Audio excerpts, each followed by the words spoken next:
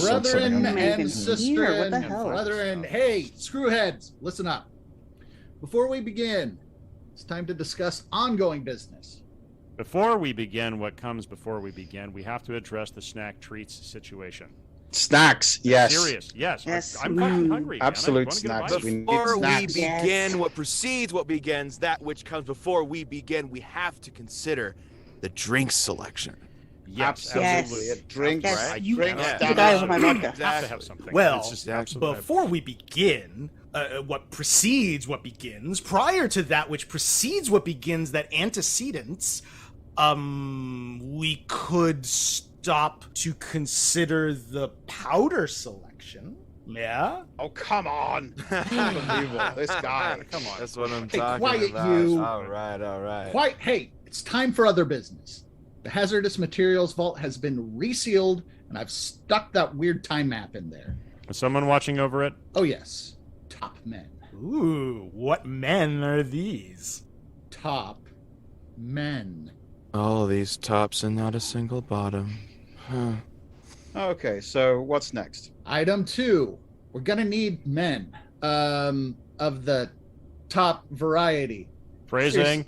Seriously, all I got down there is Brother Methuselah and a broom, and the broom technically outranks him. Oh, that guy again, jeez. It's going to happen over here. Hey, here's a point of order. What about my goddamn shop? It's a disaster area. I demand compensation.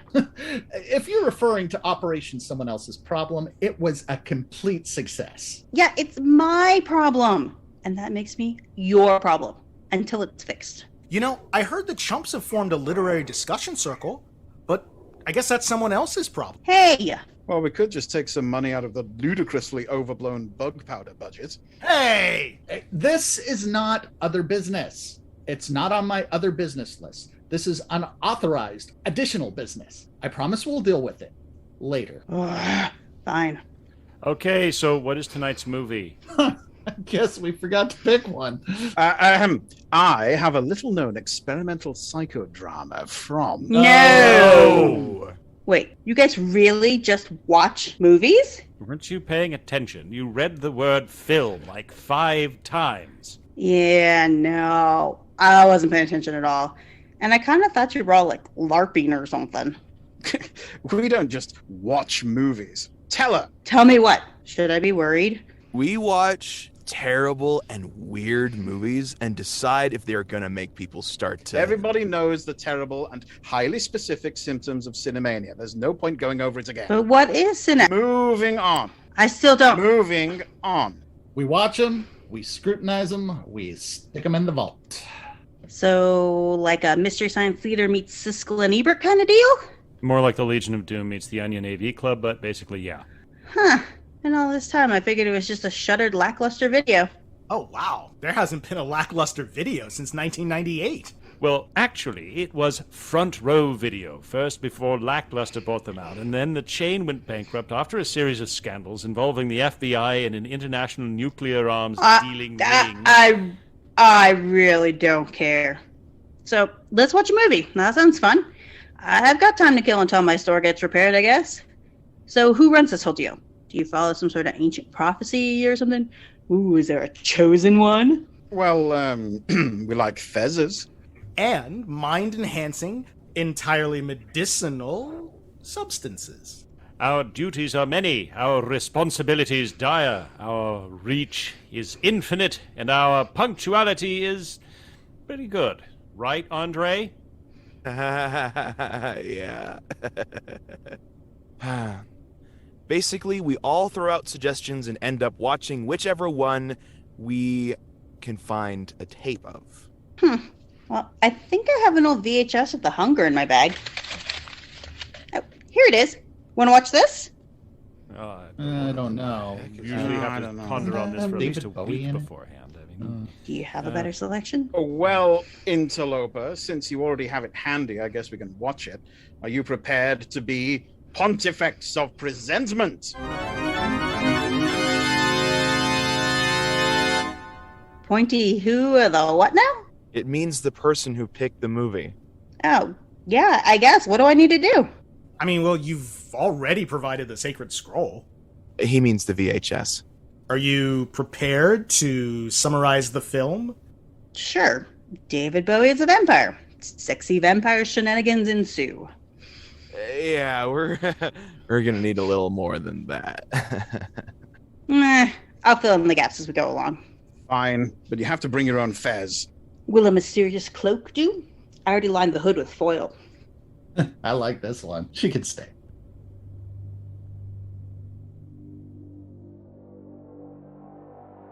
Within the depths of the strip mall of the damned, this is the TPD shopping plaza, guys, lies the decrepit video store long since shuttered. Well, that part's true. Just read the script, please. Past the dusty shelves, empty save for spiders spinning their patient webs, and weirdos spinning their crazy conspiracy theories. Beyond the ancient batwing doors, guarding the sepulchre where once were hidden the perverse and heretical, aka the old porno section, a secret society assembles. You're only secret because you never go outside. Stick to the script. To scrutinize those films which are rumored to drive viewers to madness and disillusion. We'll see about that. Draw closer, dear listener. I don't think anyone's actually listening to this. Let your trembling ears sup upon the eldritch knowledge, crazy rantings, of the Cinemania Society. Y'all take yourself way too seriously. We represent what's called the judge's offering of cinema, worthy of our esteem. Movies and shit. Where's that paper? Oh yeah. All right. Welcome, brethren and sister. Wait, isn't a cistern something for catching rainwater? Just read what's on the goddamn paper. Fine. Welcome, brethren and cistern, to this conclave of the Cinemania Society. Please be seated, lords. And welcome to our listeners, if you exist, to whom I will now issue this warning. We, the disciples of the Cinemania, have studied the mysteries of... No, I'm not reading this. Listen, we're going to use salty language. A lot of it. We're also going to talk about things that aren't for kids. If you can't handle any of that for some reason, or if you are a kid yourself, and seriously, where the fuck are your parents? How'd you get a hold of this podcast if you're a kid? Anyways, you're probably better off listening to a different podcast. Got it? Okay. Let's see who's here. I'm guessing you don't want to call me Doña Esperanza Servando Georgina Zamora de la Rosa de Ruiz Bravo all the time. Oh, we can't just call you Hope. Why not? It doesn't fit with our aesthetic. It's not very ominous, is it? And what aesthetic is that, exactly? I am Sinquisitor Ethan, keeper of the lenses. I don't see any lenses. What the fuck is this Inquisitor? Profligator Daniel, possessor of the word. How do you possess the word? Scrutinizer Zacharia here, guardian of the door. Oh yeah, you're doing a real good job with that door, buddy. Hey, Repositor Andre, voice from the outer world.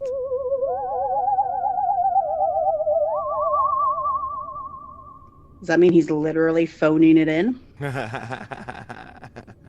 Professor Andrea, scholar of San Francisco. Token girl. Got it. Verifier Andy, Master Illuminator. Andre, Andrea, and Andy. No way that's going to get confusing. And I am... Shut up. I had a bookstore. So how about keeper of the books? And you can call me Auntie Hope. That's what the kids call me when I teach my dark arts and crafts class, which I now have to cancel. Gotta remember to make some calls. oh, keeper of the books. Does that mean you can take a look at our budget? Listen, I'm going to need some men. Keeper of the books, not bookkeeper. What's the difference? Oh, it's the difference between working in a zoo and just having an elephant in your lounge that you don't talk about.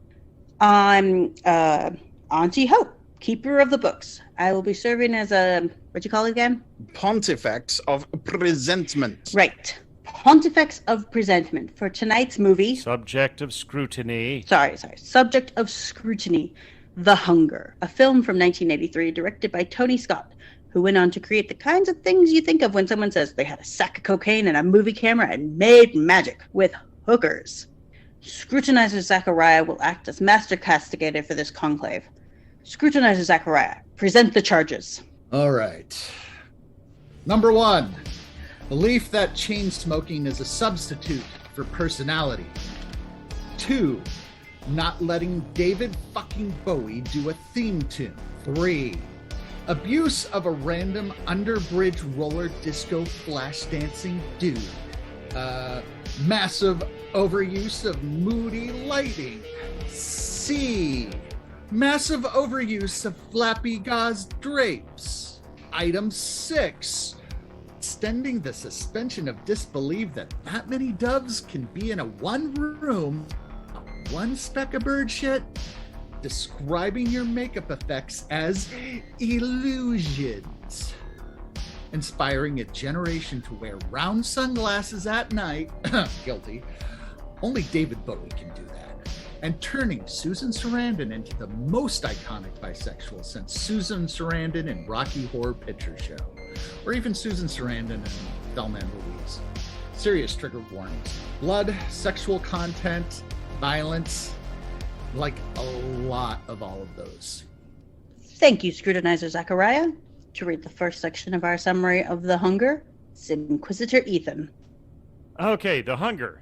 We open on a dimly lit scene. Robert Smith of The Cure is dancing behind a wire fence. And the very first thing everybody surely must be thinking is, where's Bela Lugosi? You know, we all totally want to see him alive and kicking in a vampire movie, and gosh, I sure hope he is alive. That guy isn't Robert Smith. The band isn't The Cure. It's someone even cooler. That's Peter fucking Murphy, and the band is fucking Bauhaus. Robert Smith had been more commercially popular, but he was the Kirkland signature to Peter Murphy. Couple fun notes about Peter Murphy. Murphy was also notably the original casting choice for Fletcher Christian in Tony Scott's big brother Ridley Scott's 1984 film, The Bounty. This means that the brother Scotts have recognized the majesty of the Godfather of Goth. Unfortunately for the world, however, Peter Murphy lost out to Mel Gibson, who ended up playing Mr. Christian opposite Anthony Hopkins as Captain Bligh. Such a shame. Oh yeah, Neil Gaiman confirms that Murphy was the original model for Dream, the lead character in his landmark comic Sandman. Now, completely badass, awesome series on Netflix. Seriously, if you haven't seen it, do see it. Anyhow, you were saying? Wow. Okay, so Peter Murphy. I take it back. Anyway, Bela Lugosi Dead by Bauhaus blares in the background, making sure we know damned well that someone here is undead. The scene pulls out to reveal a warehouse party that looks like someone cleared out the 80s themed section of a Halloween store and threw everything into a horde of early 80s music video background dancers. In the most unrealistic scene we're going to have in this movie, people are dancing excitedly to Bauhaus. This is pre-Spirit's Halloween store, by the way. Pre-Spirit. We see the dancers reflected in some very cool sunglasses that are gradually revealed to be worn by David Bowie and Catherine Deneuve. So we know they're sexy and awesome because they're wearing their sunglasses at night, indoors, while smoking. Now, they're already smoking, and now they're also smoking while smoking, if you know what I mean. Bowie and Deneuve are here looking hungry, and they've come for takeout. And that's what they do. They pick up a couple they like out of all the young dudes. Would you say that they are hungry like the wolf? Oh. Oh. Oh, no. We're not even getting close to the whole neuromantics and Duran Duran synthwave stuff yet. We're deep in the early 80s now. Right. Okay, so we cut to their dark, chic, very 80s apartment straight out of Miami Vice because they're dark, chic, very 80s swingers. They've each brought home their conquests who proceed to dance in front of an old-school projector because this will be one of those artsy, high-class orgies. The hosts divide and conquer, Bowie luring his lady friend into the kitchen by seductively tapping the empty ice bucket. No ice, he says in that sexy way which makes you think he wants your cubes. Honestly, Bowie can do just about anything seductively. Hot and heavy make-out sessions begin, but they consist mostly of a sort of angry licking, until Bowie and Deneuve pull out their tiny necklace daggers, trademark, and slice open some necks. This is modern love, I guess. The scene cuts back and forth between vampires and a video feed of two monkeys in a cage. They never say the word vampire, but if it walks like a duck, quacks like a duck, and drinks the blood of its victims like a duck, then it sounds like you got yourself a duckula. God. As the vampires feed on their victims, one monkey goes absolutely ape shit and eats the other. Maybe this is Tony Scott. It's a monkey, not an ape. Yes, that's true. And if you can't remember, there's an easy rhyme that I can teach you to tell the difference. Monkeys have tails, apes don't. That didn't rhyme. That doesn't rhyme, Dave. That's why you can remember it. Okay. Anyway, maybe this is Tony Scott making a point about something monkeys. Fuck, I don't know. I mean, everybody was on cocaine. It was the early 80s. Jesus Christ. After their dinner, Bowie and Deneuve get in the shower to wash off all their sins and promise each other forever. It's only forever, not long at all. Didn't we have an agreement that you wouldn't sing? Oh, God. So there's 4 of them. When they're all making out, does that technically make it an orgy? Because I would think that would be like, a 2-couple thing. How many people do you need before it's technically an orgy? And they divided and conquered. 2 were in the kitchen and 2 were in the living room. So it wasn't. Isn't that just a swap? I would say by the technical definition, this is not an orgy. Yeah. I thought an orgy was 5 or more. 5 or more. I thought it was 4 or more. I don't know. Should we consult Wikipedia? I don't know. We need like I think it would have to be an odd number. Is technically what makes it. It's not really an orgy unless there's one person on their own in the corner feeling guilty and unable to really take part. I'm just wondering what the hell they're doing here. You seem to be speaking. Well, that certainly wouldn't be Bowie or experience. Deneuve. They know exactly what they're doing. Yeah, I was right. According to orgy etiquette, you need 4 or more people. 4 or more. Okay. There you go. Where do you find this etiquette? Is there a book? Do you write to Dear Prudence? It just makes me think of that bit from Key and Peele. Just pop, man. Wow, I really regret bringing that up. Forever? Eternal youth, by drinking the blood of the young. I see. I just need to, attend to something over here. Did someone hear something? Someone better check on the old ball sack. Might break a hip or something. Well volunteered. Thank you for your service. All right. Hey, VM, are you down here? Told you not to go wandering off. There is some bad shit stored away under this place. Cool. Indeed. Wait, what? Hey, stop that! What is that, a tiny knife? Behold! Dude, seriously? I stab you again! Dude, I'm standing over here. Look, this is just embarrassing for both of us. You know you're attacking a mob, right? Wait, what? Are you seriously wearing those stupid round sunglasses down here? What is that, black nail polish? What is wrong with you? Oh, well, I was going for a look, you see, and I thought it was quite fetching. Well, while you're down here, can you just fetch some snacks, like pickles or kumquats or something? All right. Jesus, what a night. Oh, confound it all. I thought I looked quite the funky, fresh night stalker. Hey, guys. You know, this movie really kind of kicked off the whole 80s goth vampire look, didn't it? Goth really started as a post-punk movement. It was tracked down by people who were really into bands like the Velvet Underground and Joy Division, which really got their goth sound. And the whole style of goth really came the first bands like Bauhaus and Susie and the Banshees and The Cure got started. You have a lot of people taking their styles from Susie Sue and David Bowie and then going back into more of a Victorian Elizabethan style as opposed to like the more dark kind of punky Sid Vicious look, but then you get, Robert Smith and people taking looks from Bela Lugosi and, the Addams Family and Betty Page. And one of my favorite guys is this keyboardist called Johnny Slut, who and it all really started in this club which had a goth night that was called the Bat Cave in Soho in the early 80s, which literally had the Halloween rubber bats hanging from the ceiling. And I was just going to ask you, isn't like sort of one of the big hallmarks of the goth subculture is, you might say, like alternative sexuality and alternative relationships? Yeah, you do get that. You see, there's this whole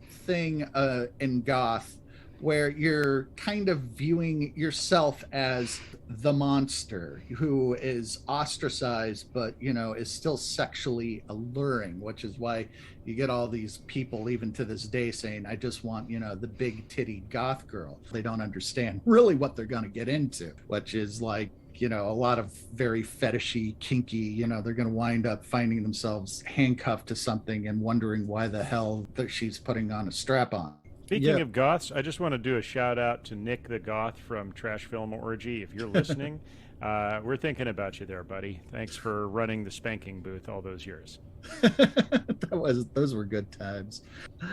But going back to fashion, there's general influences of goth. You always have had this sort of horror film goth crossover, and that goes back to places like the Batcave and taking from early Edgar Allan Poe and that feeling of moroseness and the acceptance that everything is sort of in decline, that things fall apart.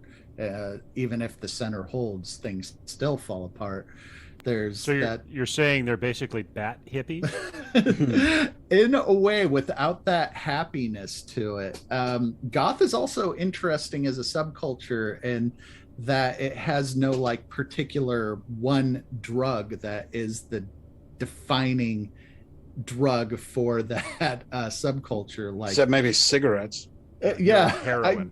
Cloves. Clove cigarettes. Clove cigarettes. Up until this point as well, the vampire movie was played out. I mean, all through the 70s, it was all just cheesier and cheesier vampire movies, mostly either exploitation or set in Victorian times or whatever. And then you have the goth movement coming in, and suddenly it's a perfect match. Goths plus vampires. It works. And I mean, the preceding this was all the Hammer Films stuff where they were kind of, beating the Dracula story to death. The son of Dracula. Yeah, and also at this time you also have authors like Anne Rice started. I believe she wrote Interview with a Vampire in the mid 1970s. Yeah, it was really some new life, as it were, into the vampire. It was really tropes. time for a new look at vampires, and definitely this movie said, "Hang on, we've got the Goths, we've got the idea of the vampire film, which needs revitalization, brings them all together, and it's a match made in heaven."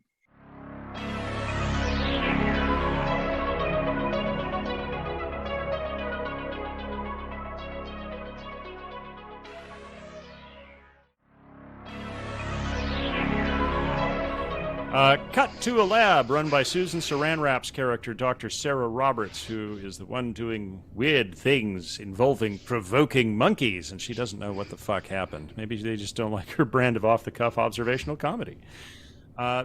Dr. Roberts is doing research into progeria and slowing the aging process. And if you want to have a really nightmarish time on Google, just Google progeria and go to Google Images, and you will see some shit you will never, ever, ever forget. They do show us some pictures and of progeria. She mispronounces it. She says perjuria. Like, you would think that Tony Scott would stop her and say, it's pronounced progeria. Well, maybe he thought it sounded more educated that way. Listen, when it's Susan Sarandon, she can say whatever the hell she wants, and you just have to go with it. That's the stature of this woman. Anyway, so she's doing research into progeria, slowing the aging process, and Bowie discovers this, watching her being interviewed on TV by the world's most bland and disinterested chat show host. Bowie's TV time in the now slightly less dimly lit apartment is interrupted by a small androgynous tween with a Polaroid camera, whom we learn is named Alice, who is here for her violin lesson. And seriously, fucking boomer parents let their kids go goddamned anywhere in the 80s. No, no wonder there had to be so many PSAs in the 80s teaching kids about stranger danger, because these guys are literally people eating swinger couple, and this kid just goes over to learn violin from them. No questions there. They seem like such a nice guy. I mean, it's just across the street. It's not that far. Her parents can probably see her through the window. Yeah, she's fine. Yeah, totally. No worries at all. Anyway, so Bowie, Deneuve, and the kid Wonder arrange into a classical trio in front of a large bay window with copious amounts of gauzy curtains waving around. Well, I suppose if you're going to play a violin for David Bowie in the 80s, you can be damn sure there will be gauzy drapes everywhere. Naturally, and this is not the last we're going to see of those gauzy drapes. They are fucking everywhere for the rest of this film. Oh, yeah. Naturally, Bowie plays the cello, the sexiest of all instruments, except for the French horn, while Deneuve plays the piano, and we see flashbacks of them playing the same instruments in 18th century France, or possibly England. One way or the other, we're pretty sure it's the 18th century, because suddenly, for some reason, Bowie and Deneuve are wearing clothing that roughly approximates the 18th century, and we see Bowie has a little ponytail. Oh, well, if he has a ponytail, it must be a different decade. Yeah, of course. Yeah. That must have been before they got good at playing, when they were absolute beginners. The flashbacks either take place in the distant past or a little later on in the 80s. Well, he's playing the cello. There's always room for cello. Well, he was going to start running up that hill. One time when I was in college, I was walking past one of the music buildings, and I heard someone practicing their cello, and it was just so beautiful and so sexy sounding, and I wanted to go up and see who it was. And I didn't have the courage. So even now, like 15, almost 20 years later, I still think of that. Like, what if I'd gone up and seen who was playing this cello, who was playing this super sexy instrument? It's still, it lives rent-free in my mind. Probably just some random person for whom God made up for lack of chin by giving them extra Adam's apple. Hey, you want to hear me play my cello? Hey, come on up here. I'm going to fiddle on this thing for you. Or even worse. Or maybe a really sexy woman like Catherine Deneuve. I don't know. Maybe she plays the cello too. I wish I'd gone up and seen who was playing that cello. Hold on. I just remembered, speaking of Susan Sarandon, wasn't she also in The Witches of Eastwick? And didn't she didn't she play a cello in that? And there was the whole scene of him spreading her legs and rolling up her skirt, and you think he's going to do something to her, and he puts the cello in between her legs. I don't know if it was her, but that was an awesome scene. All right, let's bringing it all back in to Susan Sarandon's totally legit monkey lab. We see Sarandon's co-worker, whom I shall call Dr. Snoop L. Jackson, because he's just so laid back and cool, like most scientists, explaining that there is a connection between a person's blood type and how much they sleep, which in turn affects how quickly you age. Basically, when you stop sleeping, you die. And I can confirm this. That's a real thing. If you do stop sleeping, you do eventually die. And medical science basically considers anything more than 72 hours without sleep to be pretty dangerous, medically speaking. And anyway. Doesn't the Geneva Convention consider that to be torture? Yeah. Sleep deprivation is considered to be a method of torture for real. Sadly, the Geneva Convention never did apply to monkeys. Basically, when you stop sleeping, you die, but right before you die, you turn into scary monsters and super creeps, which we later learn is what caused the monkey to go off the deep end and eat his buddy. Through the medium of flashbacks, we get the idea that our two hungry hipsters have been doing this for a long time. However, Bowie confronts Deneuve, and actually we learn later that they are named John and Miriam, but honestly, who cares? And accuses her of wanting Alice to be next. We don't yet know next what, but it's clear that Bowie obviously feels pretty betrayed. And he also mentions not sleeping lately. It's confusing. He seems like he's surprised that he's not going to live forever, but then he asks Miriam how long the others took, so obviously we know something was up. Miriam just wants to enjoy the time they have, those golden years. Wop, wop, wop. Bowie puts on his best going outside clothes because some people actually can pull off a fedora and trench coat combo, and heads down to Sarandon's lab, which is conveniently within walking distance of his apartment. He looks like Dick Tracy in this bit. He kind of does, but oddly, yes, he's one of those few people who can pull off the trench coat and fedora combo without looking like, a libertarian about to go into a rant about why the age of consent should be lowered just before he shows you his collection of gas station katanas. I think that he could even get away with saying "milady" in that outfit. I was just gonna say. No he one. looks like a I'm gonna redhead. tell you, as a woman, no one can get away with saying "milady." No one. Unless it's David Bowie. Nope, not even David Bowie. Also, just a quick note, I want to shout out to Robert Evans for giving me that bit, which I totally ripped off from him. So thank you, Robert. Anyway, so he tries to While explain you were to... enjoying my Berlin period, I was studying the blade. Yes. He tries to explain to her that he's starting to age rapidly, but she has a meeting to get to right now. And he gets extra creepy and screams, "I am a young man, which is totally a thing that young men do. Totally stable young men, mentally stable. Screaming about your sanity or something we've seen again and again in these movies is a great way to prove your sanity. Prove the point that you are completely sane, indeed. Worked for Sam Neill. Worked for Sam Neill. It worked for Alan Bates. It's a recurring theme. But okay, so Sarandon gently escorts Bowie to a waiting room, promises to be back in 15 minutes, and promptly alerts security as soon as she's out of sight, which is not a bad idea, actually. Sarandon is in her obviously not 15-minute long meeting and gets down to some serious monkey business. She checks a video feed of the crazy-ass monkey that shows that after he gets done eating his buddy, he begins to age super rapidly to the point that he decomposes in a matter of minutes. Like, this is actually quite an enjoyable piece of stop-motion animation that they do here, and probably ate up a good chunk of the film's budget. You have a very different definition of enjoyable than I do. Well, it's at least reminiscent of the rapid decomposition scene in Evil Dead, which they did on a whole lot less budget. But anyway, ashes to ashes indeed, which this does not bode well. This is something I would say is more even than foreshadowing, probably close to more like 5 shadowing. Maybe even 6 shadowing. Dun, dun, dun. 2 hours later, Bowie finally gives up waiting and then sees Sarandon in the stairwell on his way out. She had dismissed him as a crackpot. Who wouldn't?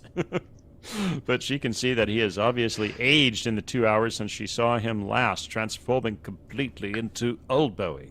Which is, it's actually a pretty cool little sequence of him waiting and aging as he waits, and that nobody in the waiting room remarks on whatsoever. Look, if I was sitting next to a dude and he aged that fucking rapidly while I was waiting, I would probably be a little disconcerted and notify the medical people right away to do something. But you know, it's the 80s. No one paid attention to anything. They were all just so high they didn't care. Everybody was too self-absorbed. And if you're willing to willingly enter a waiting room in a crazy monkey clinic, you got to expect some weird shit. True. Yeah. Granted, everyone was just staring at their phones, right? Now Sarandon is thoroughly intrigued, and she tries to apologize and get him to stay, but he is pissed off and wants nothing more to do with her. He yells at her with all of the old man rage and spittle he can muster before storming out. Maybe he's just afraid of Americans. On his way home, old Bowie impotently attacks a solar roller disco enthusiast trying to have a perfectly innocent flash dance moment under a bridge, but his tiny necklace dagger, trademark, misses its mark. Old Bowie just doesn't have the gumption to take down an 80s roller skating bridge person anymore, and that's just sad. It's hard going through changes. No, you're on notice. You're on notice. Turn and face the strange. Nope. We're not doing this. We're not doing this. Oh, all right. Dejected and still possessed by the hunger, he comes home. No one knows where Deneuve is, but old Bowie is home alone until Alice comes by. Well, maybe just a little snack, right? Maybe just a smidge of a young American to take the edge off. Who's ready for snacks? Ooh, snacks. All right. Okay. Kumquats? Yeah. Pickled kumquats. What the fuck? Hey. I just need someone to help me with the biscuits. Yes, the heavy biscuits. What are you talking about? Seriously, this guy? I think I pulled a ligament, you see. So if one of you would be so good as to lend a hand. Pulled more than a ligament. Fine. Anything to get this over with. Come on. Is this even the way to the biscuit vault? This is the way to death.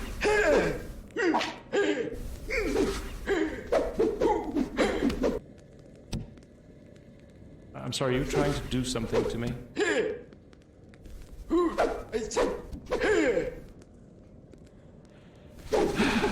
Well, you know, this reminds me. Wasn't there a serial killer who used to pretend to have a broken arm and get people to help him carry stuff? Yes, Ted Bundy, you fool. Yes, that's right. Hey, you reminded me of something. Thank you. Don't forget the biscuits. I'll see you in a few moments.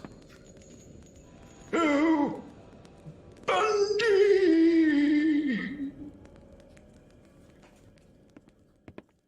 Hey, I just thought of something. This whole thing with Bowie trying to stalk and kill people has a total serial killer vibe.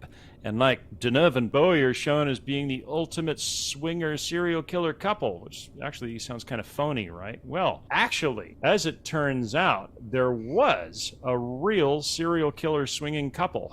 You guys ever heard of Gerald and Charlene Gallego? I think it's probably Gallego. I have not. Yeah, Gallego. No. Don't think so. I'm sure it's pronounced Gallego, but because it was Sacramento in the late 70s, people Anglicized, yeah. No, I get it. I get it. Yeah.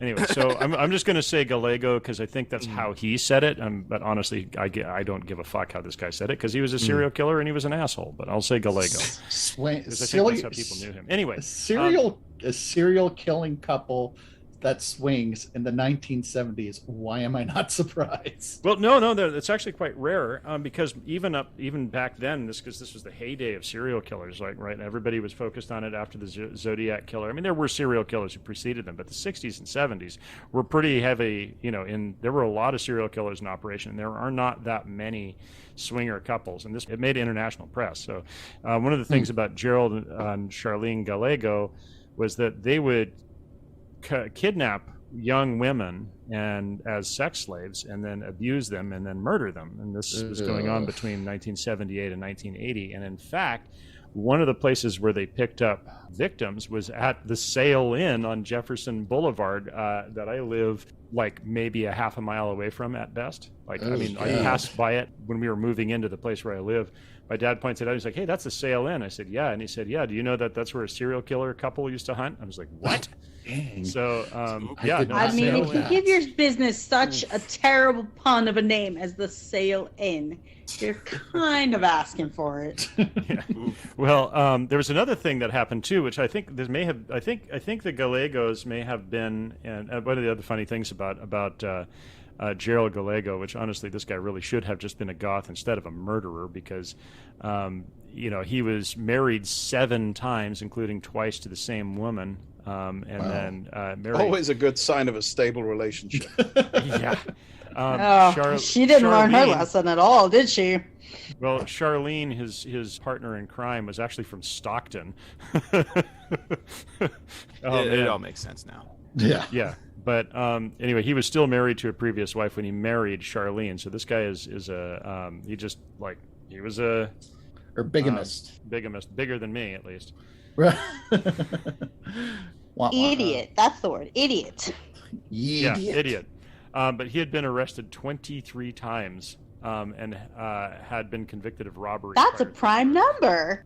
Yeah, he had served prison time and had been arrested 23 times. But yeah, they are known for kidnapping usually like 2 girls at a time. There were about 10 victims when they were captured. Oh man! Finally got captured. But yeah, they were all over Sacramento in the late 70s and early 80s. And one of the other notable serial killers of the era was Richard Chase, also known as the Vampire of Sacramento, because he was known for drinking his victims' blood and cannibalizing them. Oh, he lived over... God, Sacramento was pretty shitty in the 70s and 80s, wasn't it? No. I'll explain why that was the case. But I think I don't know. But did it really get any better? Well, I was hoping we would get an interview with Whitley Strieber for this, but we didn't. I wanted to ask him specifically, were these people who were inspiring you to write this novel that got adapted into this movie? Because, I mean, these people were like Richard Chase, the Vampire of Sacramento, and the Gallego swinger serial killers were operating around the same time, like between 1977 and 1980. So Richard Chase killed 6 people between 77 and 78, and then right after that were the Gallegos doing their things where they got 10 people. The sad thing about Richard Chase, though, is he was a very, very sick person. Like he wasn't just like a sociopath who, you know, got off on murdering people like the Gallegos did. This was somebody who was like seriously like a schizophrenic, like had and then got fixated on blood and like institutionalized. Like Nicolas Cage's character in that one vampire movie. Yes, the great Nicolas Cage vampire film, Con Air. You hadn't said vampire yet. I was just fixing. But yeah, wasn't there that Nicolas Cage film where he thinks he's a vampire? Vampire's Kiss? Yes, The Vampire's Kiss. But yeah, no, sadly, like Richard Chase was a very sick person. But to what Hope was saying, though, about like Sacramento being a terrible place, any city was a terrible place in that time. And this is why. Has anybody heard of lead crime theory? Yes, No. I've heard of that. The lead paint. Yeah. No, it wasn't lead paint. It was tetraethyl lead as a gasoline additive. Mm-hmm. This was added in the 1920s. Right, yeah. And one of the things, and I have to say, you know, this was actually Mother Jones magazine who broke this story. Kevin Drum, who did just a groundbreaking piece of research journalism in 2013 when he did a massive comparison of violent crime rates with lead emissions. And he was found that rates of violent crime rose as lead vapor air pollution rose, with about a 20-year lead time. So as people were increasingly exposed to lead, 20 years later, violent crime rates were equivalently higher. Like, I was gonna say, because like in the same area too, at the same time, you had the trailside killers down in like the Santa Cruz Mountains too, who were operating. Yeah, it's not all bad news, though. I mean, those car engines were running sweet. Oh, yeah. This is insane. Who let them put lead in gasoline to begin with? Like, what was the point? Why did they even want it in there? Oh, there's a whole thing about that. Yeah. It caused less efficient engines to be able to run better, basically. So they could use shittier gasoline and add this as an additive so that it wouldn't cause engine knock. So it was all an industry thing. Engines didn't have to be made with as much precision, so that, you know, the car industry could half-ass building the engines, and the oil industry didn't have to refine their oil as intensely. They could just use shitty oil and shitty engines and add this anti-knock compound of tetraethyl lead, and everybody could get around just fine. But what was really fascinating about the research that I was trying to get to is the fact that not only were they able to show that the violent crime rose with exposure to lead, but after leaded gasoline was abolished in a given country, violent crime rates consequently lowered. And it was shown not just from the macro level, where you could look at the crime rate nationally, but you could take it all the way down from the national to the state to the county to the city and even to the neighborhood level, where they saw them. Yeah, and it was shown from country to country, and the graphs were almost exactly the same, based on when a given country abolished leaded gasoline. So it was really, really phenomenal reporting. So shout out to Mother Jones magazine, and it's interesting. So if you're into that shit, you should read about it. Man, we are just like a regular connections here. I mean, going from the hunger to goth to vampires to serial killers to engine knock to climate change to the birth of the universe. Now let's just see if we can get James Burke out here, huh? Yeah, we are some smart motherfuckers. We have no boundaries. We are infinite. And you Hope, just say, we just review movies. This is what we do. This is how we stop Cinemania. Well, this is also something where we can say, Andre, you guys in Gen Z have it a lot better than we had it, because you didn't have to grow up with all the lead contamination. Yeah, we kind of have that as a bit of a meme about your generation and the previous generation having bad takes on the internet. We just comment lead poisoning and kind of leave it at that. Well, okay. Your prize is you get to live. That's also your punishment.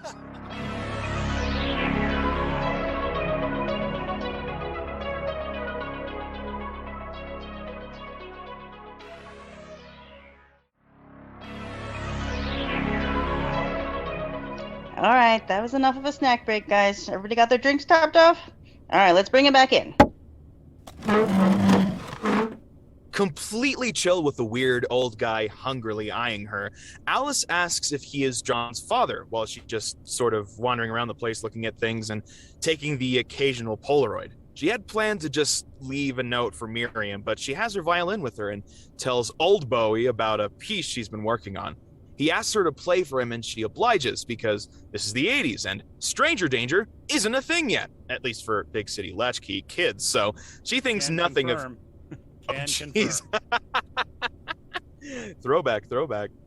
So she thinks nothing of hanging out alone in an adult's apartment with another adult she doesn't know. As Absolutely can confirm. That was a thing that happened in the early 80s. They had to run all those PSAs back when I was a kid about this is why you don't go with strangers and do stuff.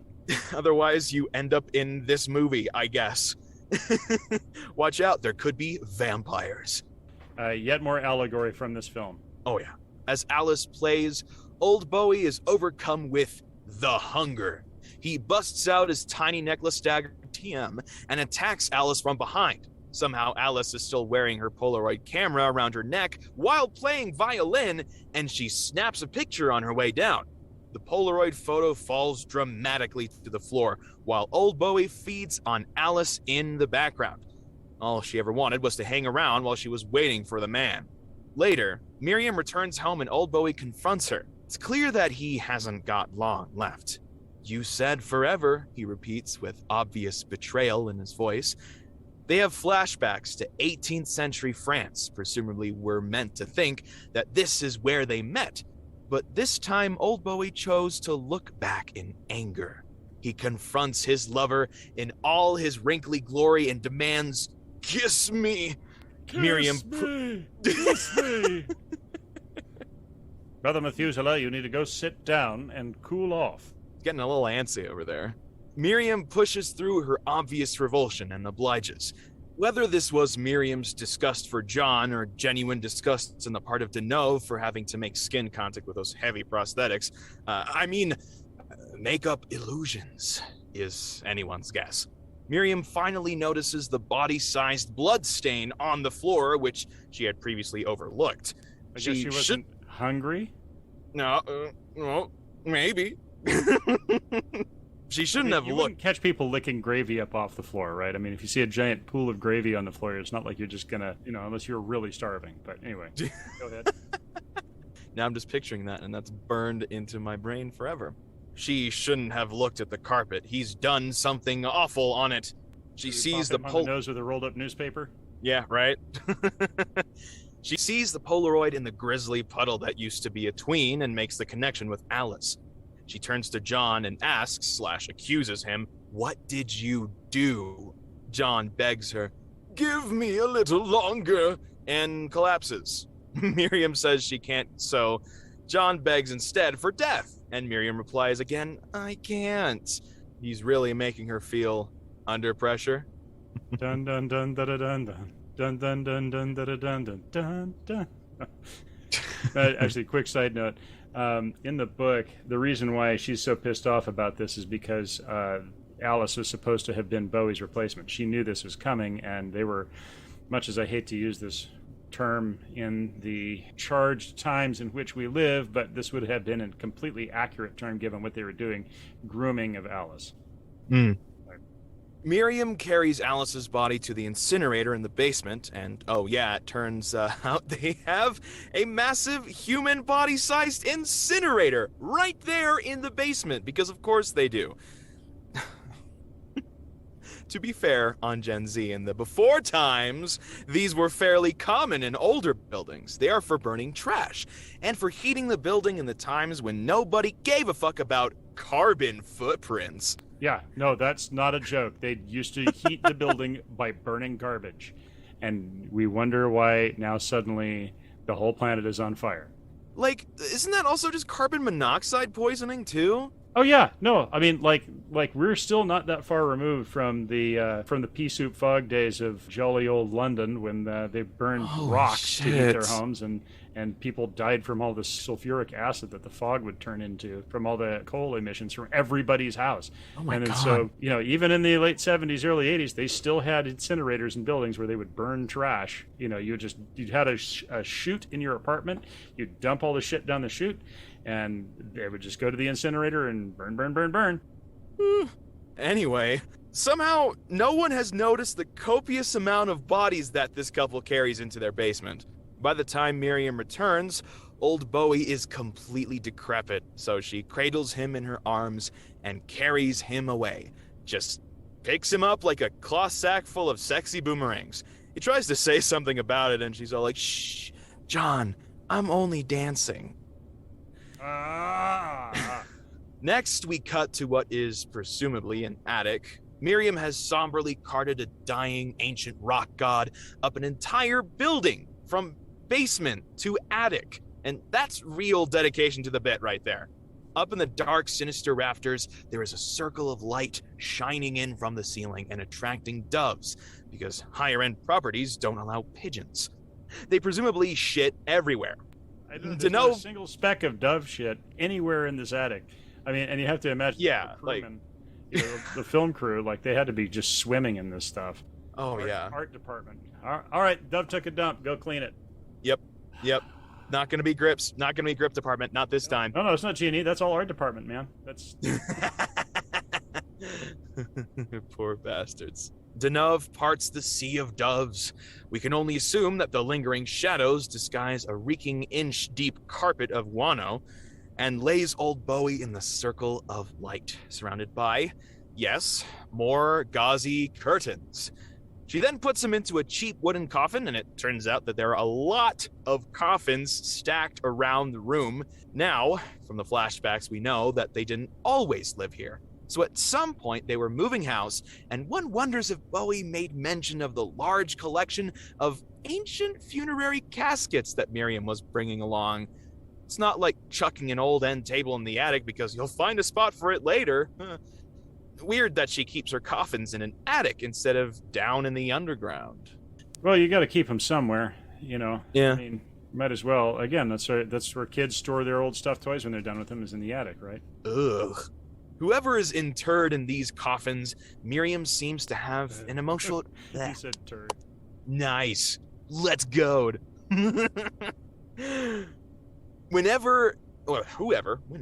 Whoever is interred in these coffins, Miriam seems to have an emotional connection to them.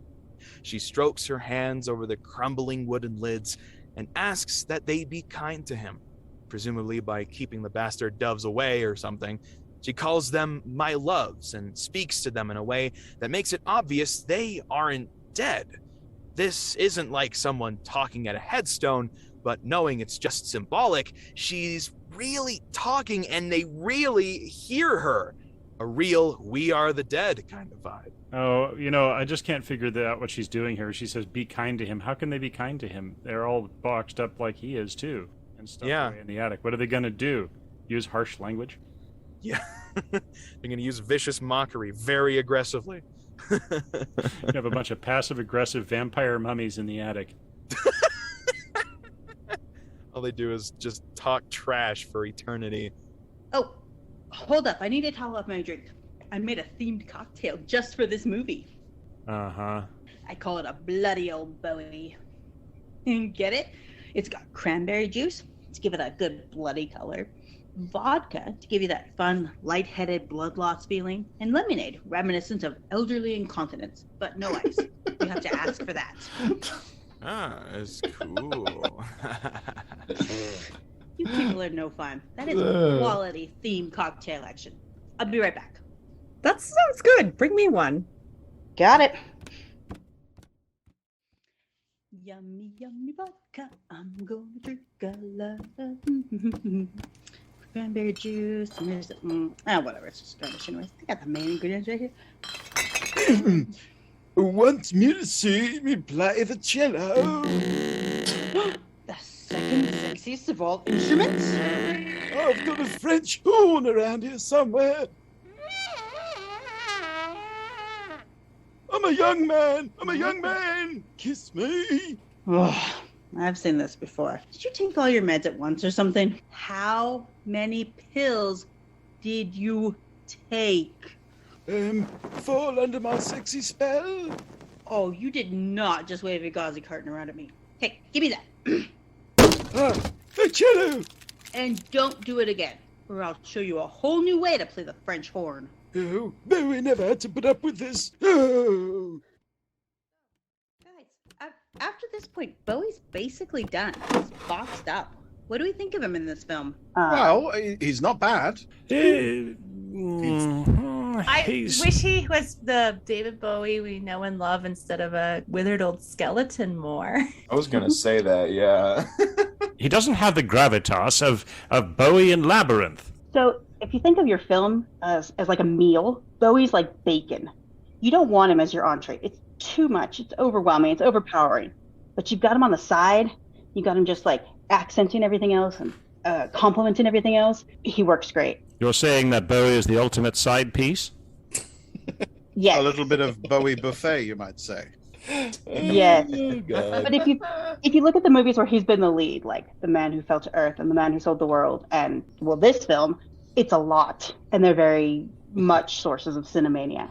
But if you look at films like Zoolander, where he was just he just had a cameo, or The Prestige, where he was Nikola Tesla, he adds a little something. You know, he just kind of gives it some crunch and some salt, and he just gives it a little something. But you don't want a whole plate of them. I did read in a later interview, he kind of got a little bit bored with the project halfway through. As one would do with an entire plate of bacon, right? It seems exciting, and then halfway through you're like, ugh. It's the early 80s. He had a lot going on. There was a lot on the horizon. And I think he kind of maybe went into this film and thought it'd be a quick job, and a short way into filming maybe thought, okay, I'm kind of done with this. I think perhaps the Irish would take you to task on throwing shade on an entire plate full of bacon. I can just see Bowie going, look, the Irish have made some wonderful contributions to film and cuisine, haven't they? Yes, they certainly have. I can just see David Bowie going, look, man, gig has gone on for weeks. I've already banged everybody on the set. I'm done. Come again? Keeping me too long. I'm just the bacon. But you could throw 15 minutes of Bowie into like any film, any show, and it would make it better, and it'd be great. But you go much beyond that, and it's just cloying and overwhelming. Yeah, I can dig it. So I think he should reserve his leading man status for music. And stick to being a side piece in films. That's my opinion. So you're not fond of a BLT, a Bowie lettuce and tomato sandwich? No, that would be okay. The Bowie is nice and lean, and the tomatoes, they're just so perky. I'm not a witch, I'm your wife. You season that with a little Ziggy Stardust, you're perfect. Exactly. Ziggy Stardust, not Ziggy Star like slather. Not a slab of Ziggy. Dusting. Just a sprinkle of booger sugar. Exactly. Spread some thin white Duke over the bread, and if you want Duke on your bread, that's you, dude. Oh boy. While all this is going on, Susan Sarandon is trying to work out who her mystery pensioner was. She remembers John's last name and looks him up in this ancient thing called a phone book. She gets the address and heads over to... Book. Did you get that? You actually used to be able to look up people's phone numbers in books you could find all over the city. Jeez. This is what you did before you had the internet. If you were a private detective, you actually had a job. Now, if you want to find somebody's phone number, you have to go pay someone. They still have them. They're still listed. You just have to go to a website and pay for it now. Jeez. A different age. Anyway, she gets the address and heads over to apologize and pay a visit to this geriatric curiosity. Miriam eyes up the doctor in a very creepy/seductive way before telling her that John has gone to Switzerland. This is the early 80s, so that doesn't have nearly as creepy a vibe as it would now. Sarandon doesn't mind the ogle. She writes her number on a piece of paper and gives it to Deneuve before leaving. Is this is saying that he's gone to Switzerland the vampire equivalent of telling a kid that their dog has gone to live on a farm up in the country? Oh yeah, most definitely. Yeah, John went to go pick up some cigarettes and he's not back yet. But it's been 5 years. He's still getting cigarettes. She obviously likes this couple of kooks. A walking New York stereotype comes up to Miriam and introduces himself as a detective investigating Alice's disappearance. Seriously, this guy is Discount Store Columbo. Oh, this is Dan Hedaya. Dan Hedaya. He is the guy who plays, is it General Perez in Alien Resurrection? Nice. You see him here, he's very young, but he still has exactly that same look on his face, that same underbite, the same like intense eye bug that he gives everything. I mean, this guy is a fantastic character actor in everything he's in. Love him. Yeah. I did like his vibe when he came in. He's just very much detective without really even introducing himself. It's great. He's funny. Like I think this is probably the youngest I've ever seen him. I don't know if he was in anything before this, but one other note is that Dan Hedaya is connected to at least other movies of Cinemania. That classic piece of intense Cinemania, Buckaroo Banzai. He was in that next to Peter Weller playing Gomez. He looks unwashed and somewhat slightly dazed. Miriam invites him up. The incredibly discreet maid has obviously been in because there's no blood anywhere. While talking to the detective, Miriam fiddles with the paper in her pocket, and we flash to alternating scenes of Sarandon walking and a semi-truck somehow speeding down a narrow city street. Miriam clutches the paper and seems to stop the distracted Sarandon being hit by the truck. Cut back to Miriam explaining to the detective that her necklace, which conceals her tiny necklace dagger TM, is an Ankh, an ancient Egyptian symbol for everlasting life. And this is the reason why Goths have adopted the Ankh as their symbol. I am reasonably sure that it was this movie because the Ankhs feature so prominently.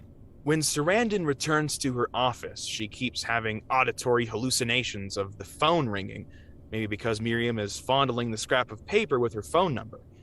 No longer able to resist her curiosity, Sarandon returns to Miriam/John's apartment building. Miriam gives her a glass of port, which she promptly spills on her shirt. Oh, dearie me, would you look at that? The fairly pale-colored port instantly becomes bright blood red on Sarandon's super thin white 1980s t-shirt. Back then, you paid extra for nipple-revealing thinness. Miriam offers to find her a new shirt, provided they can do so in her dimly lit walk-in closet while Miriam sits back and watches. Don't we all keep fancy upholstered armchairs in our walk-in closets? You don't? No, I can't afford a walk-in closet. What do you mean? Miriam has never heard of light bulbs, but damned if every room doesn't have an antique wing-back lurking chair. I have one of those in my living room. Perfect. Good. All my furniture in the living room is all Chesterfield. Worth pointing out that Sarandon is wearing nothing up top but a thin t-shirt, even though she just came from work. Lab safety be damned. After Sarandon's one-woman wet t-shirt contest is over, Miriam decides to take her down to Suffragette City, and the two retire to the heavily mirrored bedroom for a hot and heavy makeout session on beds surrounded by even more gauzy curtains, perhaps the flappiest and gauziest we have seen so far. Considering all the candles, this place is an absolute death trap. Every moment here is a fire hazard. Oh, this is nothing compared to the book. They had so many scenes. So many scenes. This is just like they kind of condensed them all into one great big scene. And don't get me wrong, it's a great scene. Oh, yeah. Like, you read that book and it's just like, dang. Anyway. But the real star of the show is the gauzy curtains. Once I learn up on the rules for Vampire the Masquerade, I'm 100% gonna have gauzy curtains in there. Anyway, Miriam is going down on Sarandon's elbow like a phlebotomist with a job to do, and looks like she intends to lick Sarandon down to a nub. Eventually, they both drink some of each other's blood. Kinky. They roll around on the bed and make love like two erotic androids from the future who don't understand human emotion, but are willing to give this thing called love a go. I think I need more ice. Didn't you just grab some? Need more. Be right back. Calm down. Calm down. Deep breaths. Think unsexy thoughts. My proud beauty. I see you flustered with the vapors. Ew. Yep, that'll do it. Surrender to my mesmeric influences. When you squint like that, it's as if the wrinkles are trying to form a message. Fall under my spell of love. Oh god, not the little dance too. Behold my erotic fandango. I'd call it harassment if it wasn't so deeply, deeply sad. Okay, let's just... Unhand me, Harridan! We're just gonna stick you in here. And you can stay in there until you can learn to behave yourself. Wonder what all that was about.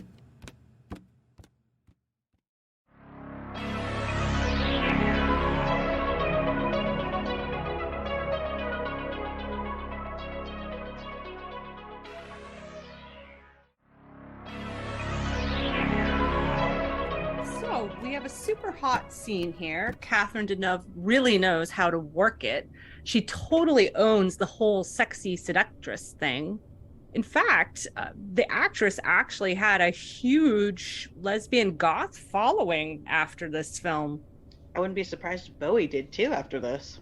Yeah, unfortunately, at the time, early in the 80s, with the AIDS crisis just starting, a lot of people weren't all that aware, but they knew that some weird disease was like striking people suddenly who had been very healthy before, and then very quickly they just wasted away, similar to kind of the way Bowie just like shrivels so quickly in the film. Yeah, it's kind of weird. It's sort of almost prophetic in that way, because like it would have still been in theaters when the AIDS crisis hit front pages everywhere. I mean, like movies stayed in theaters for like a good year and a half sometimes.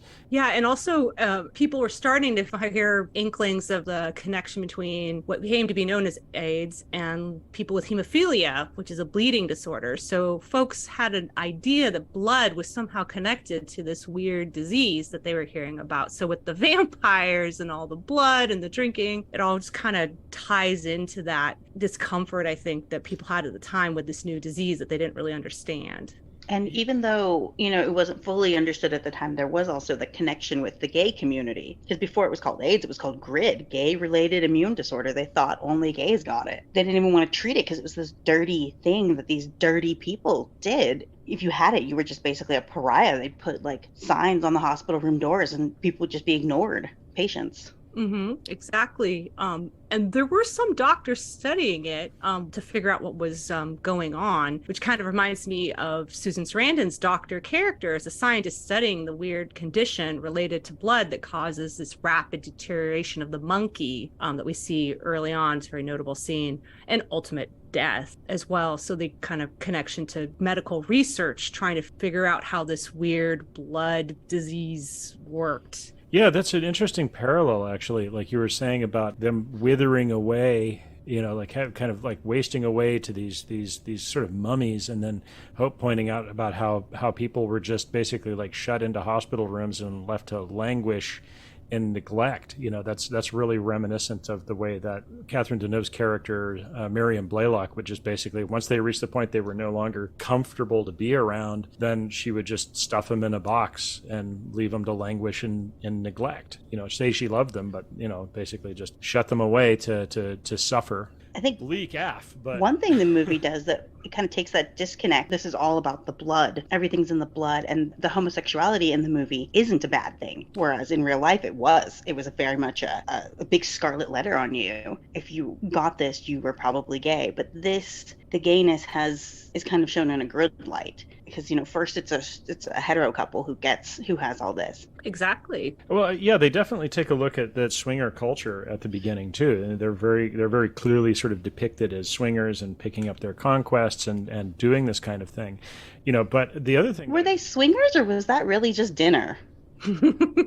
Well, I think it's set up so that when you're watching it, it's like you think they're swingers, and then suddenly they whip out these little knives and then they start cutting on them. Like you don't necessarily know what it's about when you go in to see it unless you watch the preview or something. So you go in and you sit down and you watch this movie. They don't expect that you will assume that they're vampires. We knew it's a vampire movie because it's been around for Christ at this point almost 40 years. Then you would go see a movie without knowing anything about it. And oh shit. Oh, these people are going to get down. Oh, wait a minute. Like, I see what's going on here. these people are serial killers. Oh wait, no, they're not serial killers. They're vampires. Like they don't sell the vampire cannibals, something. Yeah, exactly. I mean, that's why I mentioned about serial killers earlier. I mean, this is very much in the mindset. This is very much in the minds of people at the time.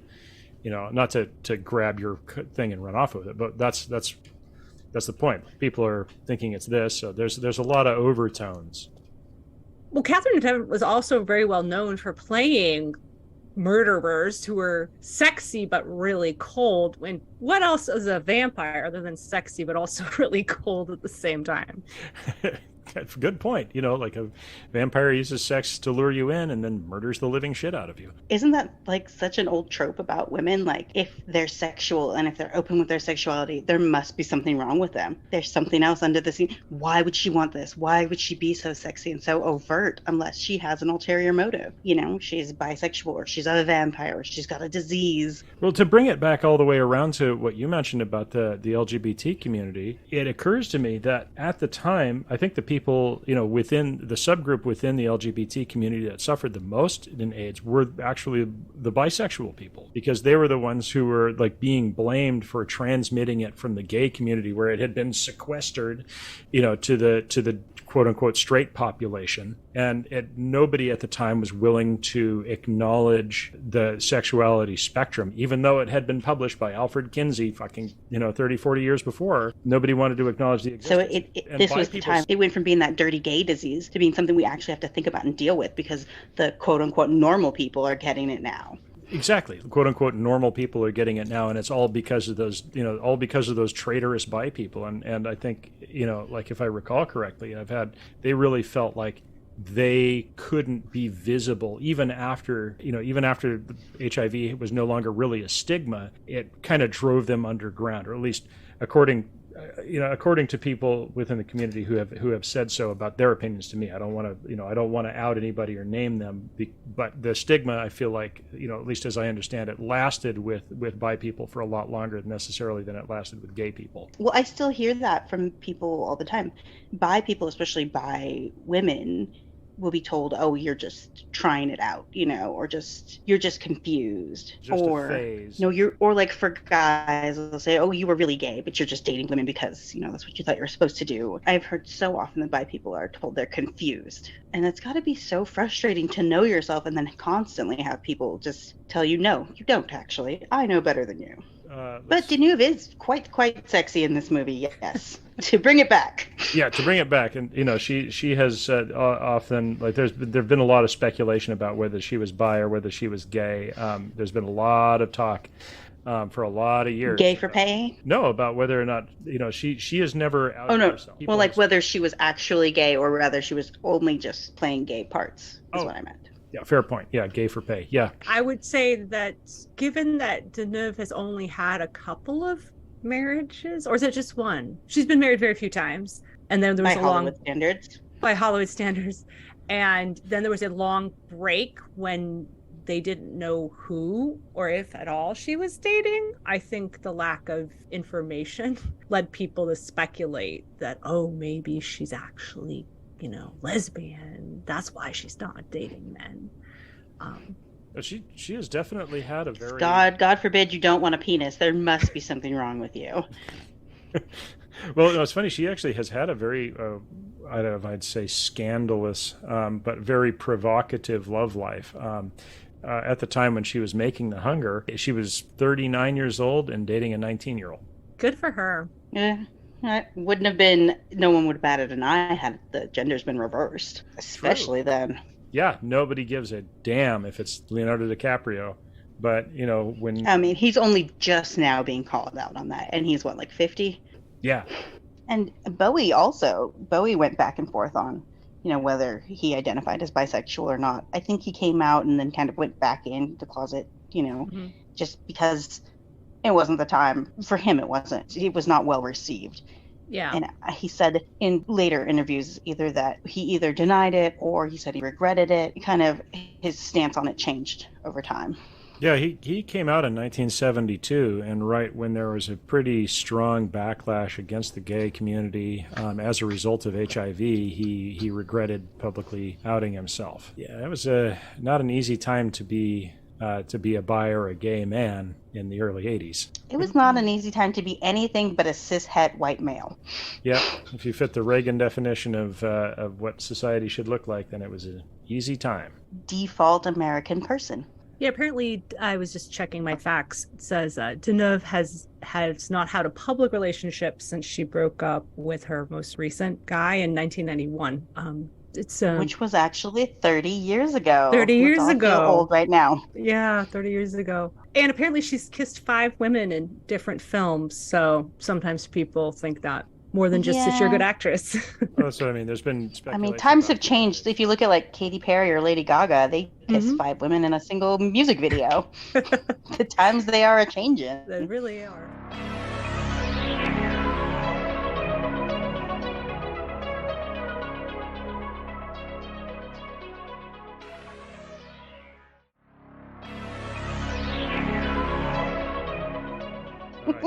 Right. Should I sit down or what? Sorry, I just lost it. Are we back? Now what am I supposed to do?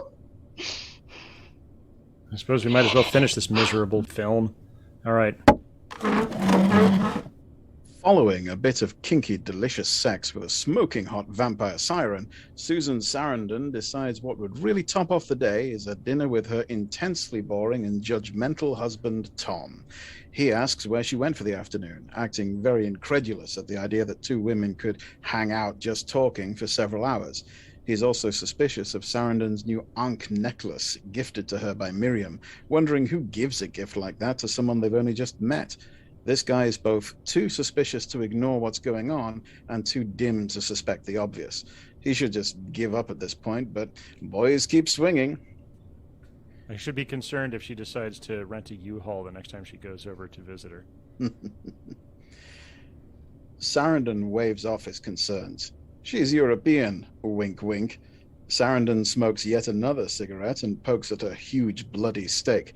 Since no one has commented on this, it is presumably the sort of thing she just has regularly. We can only assume she leaves behind a trail of destruction in the bathroom like a nervous horse. She comments that she's hungry, but it just doesn't look appetizing. I mean, she'd have to be a little peckish to order a gigantic porterhouse, I suppose, but we all know what she's hungry for, and she wants it, day in, day out. However, it's not all hungry glances and wistful sighs. The longer she is away from Miriam, the worse Susan Sarandon feels. She gets ill overnight, so she heads into work and everyone says hi. Her lab mates test her blood because why not? What's the point of having a top-of-the-range monkey battle arena and laboratory if you can't make use of the facilities? Dr. Snoop L. Jackson and co. tell her it looks like she has 2 different strains of blood fighting for dominance. They speculate that the second blood is not human, and it appears to be stronger.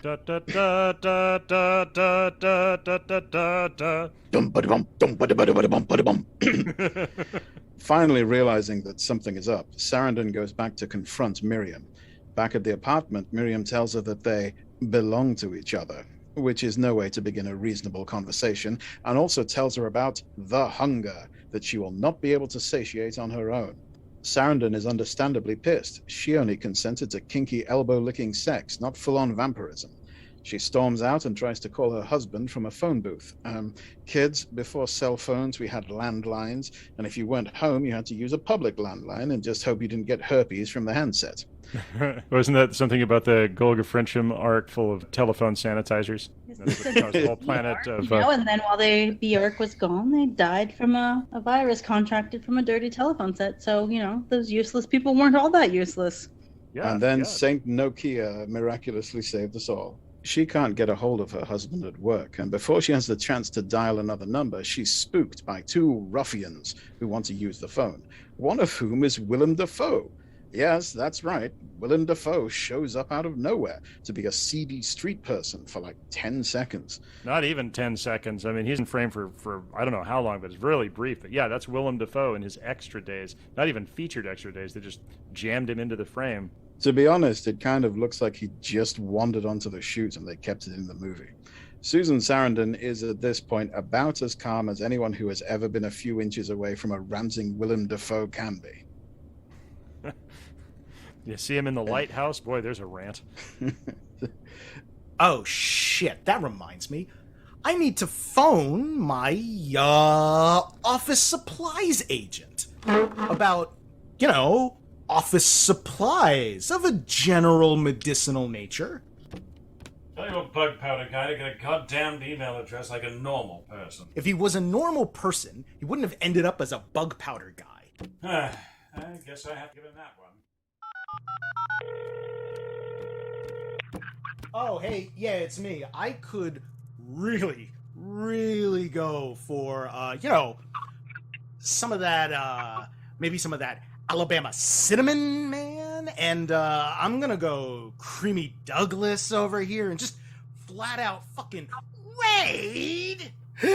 Shit, where did you come from? This is a private phone call. Look into my crazy eyes. Fall before my hypno-glare. I am this close to developing the grease spasms over here. Can I help you with something? Would you like to dance around in front of a slide projector?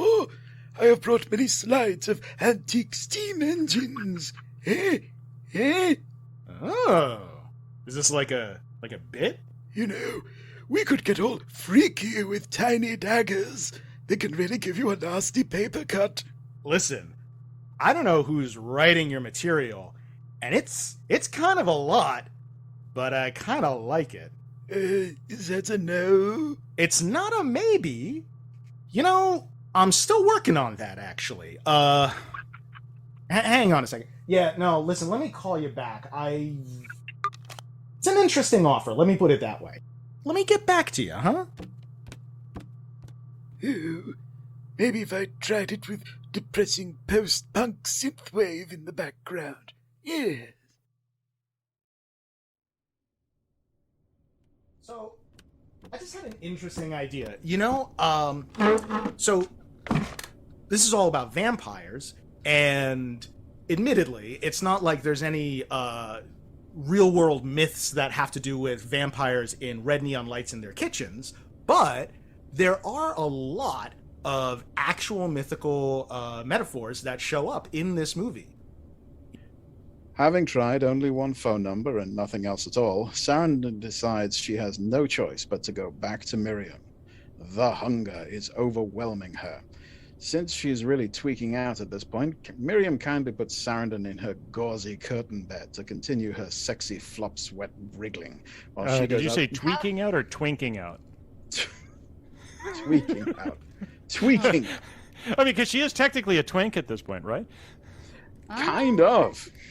How much of the budget do you think they spent on curtains? How much did they spend on baby oil? Sorry, you were saying about sexy flop sweat wriggling? Well, while the wriggling is going on, Miriam goes out to procure a gigolo on whom they can feed. While Miriam is out, Tom, the husband, comes over. It was way too easy to find a stranger's address in the 80s, and tries to rescue Sarandon. Just to confirm, yes, it's way too easy to find people in the 80s and 90s. When I was in London for the first time, I just called up the equivalent of 411 and got David Attenborough's phone number and fucking called him. Oh, wow. What did he say? He was pretty chill. Like, he sounded a little baffled, but at the same time, I think he recognized the fact that just some random American teenager had called him, and he wasn't mean or nasty. He just was, "Oh, thank you very much." I still feel quite humiliated that I did that. As you should. How dare you baffle a national treasure? Access to all European celebrities that you could think of, and you called David fucking Attenborough. That's perfect. That's so on brand for you. Well, I kind of wanted to grow up to be him when I was a kid. Everybody else, a lot of my peers wanted to grow up to be George Lucas, but I wanted to grow up to be David Attenborough. And so you did. Well, anyway, he doesn't know what's up, but he doesn't trust Miriam. She's way too European for his taste. He's the sort of person who makes rigid eye contact with the waiter while cheap parmesan is being twisty ground onto his pasta to make sure everyone knows how cosmopolitan he's being. Sarandon suddenly goes from being limp and disoriented to fully aware and able to fight off a man twice her size. To be honest, she has real Rosie the Riveter Butch vibe right now with her sleeveless tank and sweaty biceps, and Sarandon is rocking it. She looks like she looks like she pops the caps off beers with her thumb. Hot. She goes all cross-eyed and pulls out her tiny necklace dagger, trademark. The scene cuts away, but we know what's happening. In the heat of the morning, her fascination for fashion makes it hard to be a saint in the city. Okay, after that, if you're not getting the theme, just buy a Bowie album like a normal person. When Miriam returns, she leaves the gigolo unattended in a dark room and goes to get Sarandon so they can start tonight's dinner. Before she climbs the stairs, she notices the chandelier swaying. That room's a rockin', so she doesn't go a-knockin'. Instead, she stays downstairs and has some flashbacks to ancient Egypt, and presumably where she was first turned into whatever she is. A reinvigorated Sarandon comes downstairs and Miriam gives her the rundown.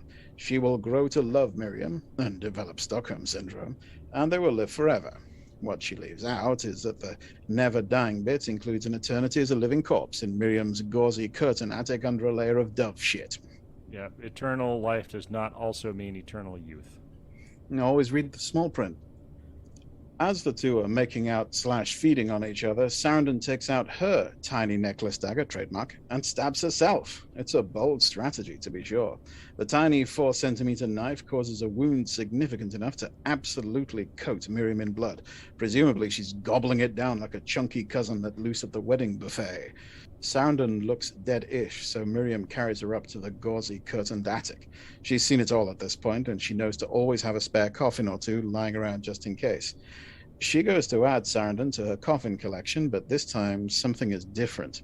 There is a whole heap of a ruckus from the casket pile. The collection of love mummies is restless. It seems that the battle of the blood going on between Miriam and Susan Sarandon has taken a major turn due to the previous bloodletting. Collection of love mummies. Yeah, I was proud of that bit. Yeah, that was good. They were only mostly Yeah. dead.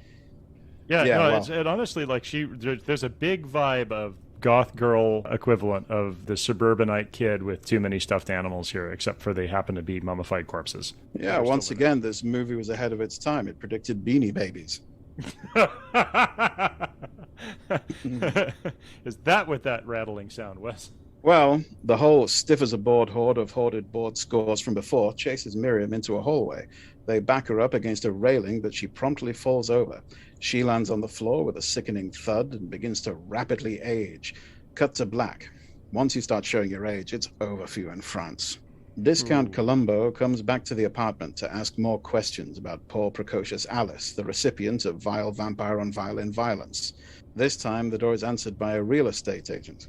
He tells the detective that the owners moved and he was tasked with selling the place as is. Perhaps they've gone back to Europe. Oh, well, no need to investigate further. This is the 80s. Missing kids are a dime a dozen, and no one wants to call Europe to investigate potential murderers. The long-distance charges would be crazy. Can confirm. Missing kids were a dime a dozen, so much so that they would put their pictures on the back of milk cartons. Yes, and for Gen Z, milk was a white substance we all used to drink before liquid cocaine became a thing you vape behind the back of the 7-Eleven. We know what you're up to. And this was milk from cows, before they figured out how to get it from almonds, soybeans, oats, what else? I don't know, peas. More things not to look Pickles. up on Google image search. Cut to Sarandon in her own gauzy curtained apartment with her next victim. And behind some of those tastefully flappy drapes, there is a coffin from which we can faintly hear Miriam calling out. Payback's a bitch. So if you notice, Miriam's coffin is behind a small chain link fence that looks almost identical to the one in the beginning that the not quite Robert Smith lookalike was dancing behind. Oh, hey, well, there you go. You've got your head and tail matching imagery there. Well spotted. I did not spot that. That's the kind of shit I was supposed to have been trained to spot. I'm a bad student. It's the Ouroboros just coming around, eating its own tail again. The whole wistfully looking out over the tastefully shot city aesthetic is all very Blade Runner. It's a shame she won't die. But then again, who does? It's a shame she won't die, but then again... We already did that bit. You're a minute late and a buck short, buddy. Oh, it's no use. I'm never going to achieve eternal youth. Oh, no. That train has left the station. Is that what all the weirdness has been about? You need to let it go. You're old. You're just so old. Youth is wasted on the young. He's totally gonna die soon. Never gonna happen to my generation. We're gonna be cybernetically enhanced. Back in your stinking hovel, you ancient he-crone. Well, I suppose that's what I get for trying to murder everyone. Wait, trying to what? Maybe put a lock on the door to the back room sometime. Mr. Guardian of the Doors. I'll add it to the other business next time. Top of the list, promise. Hey, I'm top of the list. Fix my damn shop. It's still on there. It's in like the top 10 issues to discuss. Well, 10-ish. So that was definitely a movie. I'm not sure I get it, though. Look, it's a simple story. Story as old as time. Boy meets girl. Girl turns boy into a vampire. 300 years later, boy ages rapidly. Boy meets progeria researcher. Sleep-deprived monkey eats another monkey. Boy turns into a living corpse. Girl adds a boy to her collection of undead exes. Progeria researcher meets girl. Girl turns progeria researcher into a vampire. Girl promises researcher eternal life. Researcher overpowers girl. Girl's undead exes kill her. Researcher starts her own collection of undead exes. Hey! What? Well, that's my bit. Well, what's past this prologue?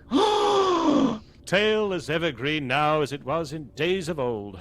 So this was Tony Scott's contribution to the sexy gothic 80s. All right, so let's move to judgment. Ethan, what do you have to say about this movie? To quote my friend Mara Williams, who first turned me onto this film, all vampire movies are about sex, and the very best vampire movies are about gay sex. And boy, she wasn't kidding. This movie delivers on that point in spades. It cast 3 of the sexiest people alive in 1983. Hell, 3 of the sexiest people of anything in the past 50 years or more. Unapologetic bisexuals all, and has them getting down with each other in a way hot enough to establish cinematic sex tropes for decades. Gauzy drapes blowing in the breeze. Get out the Jergens, everyone. It is time for some skin. It's also one of those rare movies which is better than the book, much better, in large part because the movie doesn't bother itself with all of the book's oddly sweaty scientific rationalizations for vampires. Speaking of the book, it really is one of these potboilers straight from the paperback shelves of Thatcher-era supermarkets. This book is a combination of late 70s neo-horror, medical science fiction, and Harlequin romance novel. It's bad, but not spectacularly bad enough to be anything more than mediocre. More than anything, the novel of The Hunger is extremely imitative of the top pop fiction authors of the era, Stephen King, Anne Rice, Danielle Steele, and Michael Crichton, all of whom are better writers because they committed to a single style. The pacing is rocky, and it has no fewer than 8 graphic sex scenes within the first 150 pages. Sex scenes appear in every chapter, sometimes multiple times per chapter, and usually take between 2 and 4 pages apiece and occur on average every 20 pages, which is to say there is a lot of fucking in this book. I suspect the author was using all the sex in an attempt to hook readers with horniness so they would hang in there for his specious speculations about a secret super race of immortal hemovorous hominids that evolved alongside Homo sapiens. And remember, this is the guy who managed to bamboozle the Western world into believing in the existence of anally probing alien abductors from outer space a few years after The Hunger came out. Ooh. As if a highly advanced extraterrestrial civilization would bother traveling all those light years to jam stuff up people's assholes. But hey, I guess it only figures that the other universal constant is the propensity of intelligent life for juvenile pranks and butt stuff, right, Zach? God. Right. Tony Scott was smart to cut all the intellectual and spiritual onanism for favor of the real thing. He knew people were just here for the sexy times, and boy, did he deliver. The Hunger is a fat film for the ages. But I guess that's in keeping with his style because the next film Tony Scott went on to direct was Top Gun, which is the ultimate picture in military masturbation. Top Gun is basically Reagan-era military policy jacking itself off on screen. And it's helped to remember that... It's just a recruitment commercial drawn out. Yes, it's a 2-hour-long Navy recruitment, actually military recruitment overall, with shot through the zero plot. Oh yes. My God. Yes, it's basically I can't hate on that movie enough. It's just F-14 porn the whole time. But it's important to remember that without Top Gun, we would never have had Michael Bay, Tony Scott's highest profile imitator, and without The Hunger, we would never have had Tony Scott in the first place. And therefore, I declare this film overwhelmingly guilty of being a source of cinemania. Next. Okay. All right, Zach, what do you have to say about this film? That's Scrutinizer, Zacharia. The first time I saw this film, Yeah, I'm barely gonna remember all your names. Don't expect me to remember everyone's titles. all right. The first time I saw this film, I think I was 8 or 9 because, it was the 80s. I had no idea what the hell was going on. The thing with the monkeys would have freaked me out a lot more if I hadn't already accidentally seen Phantasm. So this just seemed kind of incomprehensible to me. And watching it again now in my 40s, it still kind of seemed incomprehensible to me.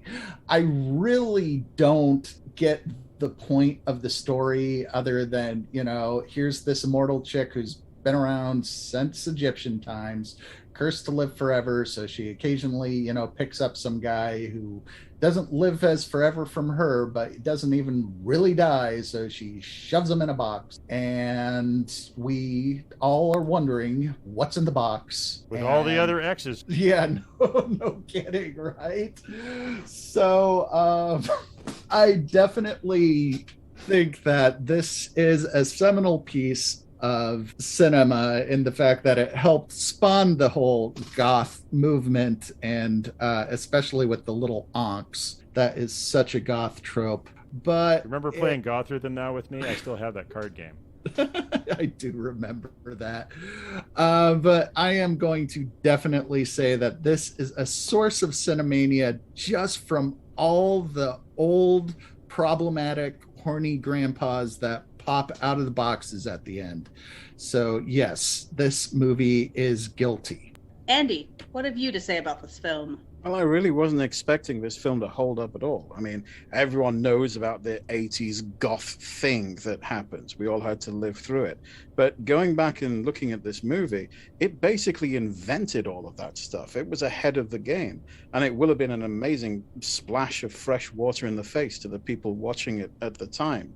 If you imagine these two directorial brothers, you had Ridley Scott obsessed with defining the future and asking questions about where we're going with Alien and Blade Runner, and then brother Tony Scott was obsessed with the now. He was looking at what's going on right now today in the clubs and in music and in what people are into and fascinated by, and he was defining what was going on at the moment. And in that way, this film was his way of saying, here we are in the 80s, this is what cinema's going to be. There will be doves, there will be gauzy drapes, there will be David Bowie, there will be sexy vampires licking each other, and the rest of us just had to live with that. He turned on the light switch of the 1980s in a big way, and the films that followed and drew from the hunger really show us that.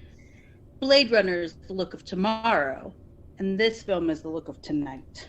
In a way, you could absolutely say that. Although I think by tonight, I mean very... yesterday, and by tomorrow, I mean technically 2016. So that was also marginally less yesterday.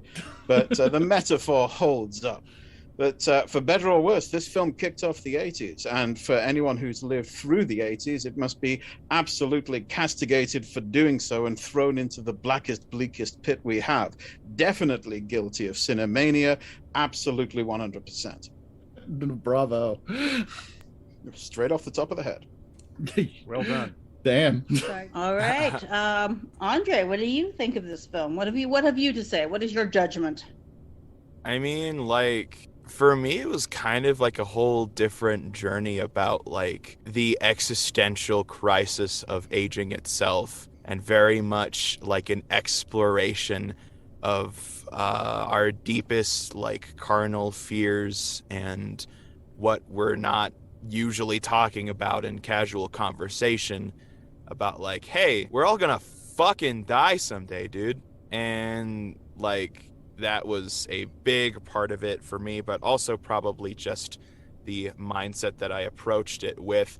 At least in this particular part of my life where I am unmedicated, I tend to take these kind of works, I wouldn't say seriously, but very much kind of on the more heavy-handed side, and that's what I definitely got from it, was exploring those fears, and then also just kind of learning about the history of the AIDS crisis, And just the fact that, you know, we were exploring death quite a bit, and a lot of stuff people didn't want to fucking talk about, because, you know, our legislators, at least here in the United States, were literally cheering for this disease that was supposedly just wiping out the dirty gays. So definitely exploring that despair and that just falling into ruin, and nothing but hopelessness was really what I got from this piece. And it was also beautifully shot. Like, the comparisons to Blade Runner and all of that, like, the cinematography is just incredible. Like, especially I've worked on set in the lighting department, so I might be a little bit biased, but I am dying to know what the setups were like for those, because just the way that the shadows and the light were balanced was just absolutely immaculate. For some reason, the kitchen was lit red. Mm-hmm. That was the only questionable lighting decision to me, but yeah, absolutely, it was beautifully and beautifully shot. Yeah, you could also see just everything get, like, the shadows were creeping more and more as David Bowie's character got older and older and older. I didn't notice that. Well yeah, spotted. No, oh my God. Like, again, just like approaching it from a more, like, I guess, I'm trying to find the word for it, but like just a more genuine standpoint, rather than being like, haha, vampire movie. It was just, it was incredible. Like, Cinemania in the best way, really diving deep into not just Cinemania, but existential breakdown. And thusly, it is guilty as fuck. Oh, thank you for taking that deep dive, plunging into this film as an tiny Ankh pendant dagger plunges into somebody's throat. Nice. Wah, wah. And Daniel, what do you think of this film? Listen, I haven't read the book either, but I have smelt the book, so I can tell you, it is dog shit. And Andrea, the girl one, yeah, Andrea. What's your opinion on this movie? How do you judge it? That's what we're doing, right? We're still judging this thing? Yeah, it is very guilty. Even though it is hard to resist the icy, sexy vampire Catherine Deneuve, I would still say it's guilty because you should never put your lovers in a box in your attic, no matter how old they get. Yeah, I think just really as a general rule of thumb, you shouldn't put anything alive in a box in your attic. Well, I wonder if she doesn't just see them as stuffed animals, like, you know, as a kid who can't bear to turn loose of their stuffed animals, but they just stick them up in the attic. I would also say that letting your small child go to a very spooky house for music lessons and not to check up on them when they don't come home, that's just bad parenting. It was the 80s. That was typical parenting. So, are you saying it's guilty? It is absolutely guilty. Okay, that's everybody. So, am I supposed to judge the movie now too? Yes, you're supposed to render your judgment as well. All right. Well, I mean, this is a seminal vampire goth movie. You know, it started the whole goth 80s movement. It's got David fucking Bowie, Catherine Deneuve, Susan Sarandon. How can it not be great? You know, and it touches on so many issues that were poignant at the time. The lighting is a criminal sin in this movie. Gauzy curtains. I have to agree with you there. Muted daylight, and the 2 times that there's, maybe 3 times that there's light, it's either a red bulb, a blue bulb, or a screen lighting them. Like, who lives like this? I can understand Deneuve, maybe, you know, the vampire thing, her house, she doesn't want a lot of harsh lighting. But Tom in the kitchen has fucking red lights. What, does he live at a tanning booth or something? What is up with this? So those were some artistic choices there. The rest of it kind of tracks with the 80s. So, I mean, I guess it's guilty of being very, very 80s. Personally, I love this movie. It's really a great film, but it's just so heavy-handed with all of the I'm gonna eat you and I'm dying and all of this. So of course it's guilty of Cinemania. I mean, whatever Cinemania actually is, I'm just trying to pick up from context clues because you guys won't fucking explain what Cinemania is. Anytime anyone tries to tell me, Andy just tells them to stop. And moving on. Yeah, see, my point exactly. So, as much as I hate agreeing with all of you, yeah, I guess it's guilty. I'll just go with the consensus here, and I declare this conclave adjourned. Is that right? Is that what I'm supposed to say? Yeah, that's right. Good enough. Bang the thing. Okay.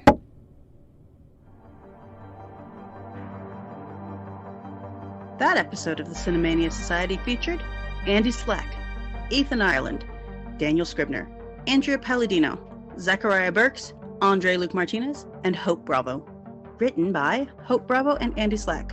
Story designed by Andy Slack. Produced by Ethan Ireland and Andy Slack. Mixed and mastered by Ethan Ireland.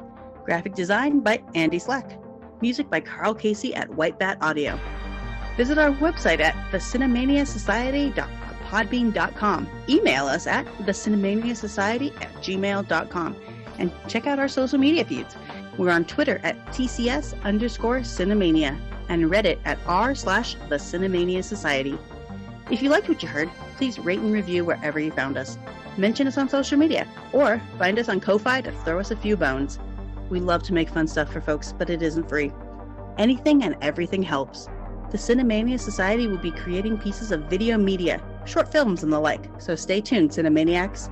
The Cinemania Society is a production of the Cinemania Society, LLC.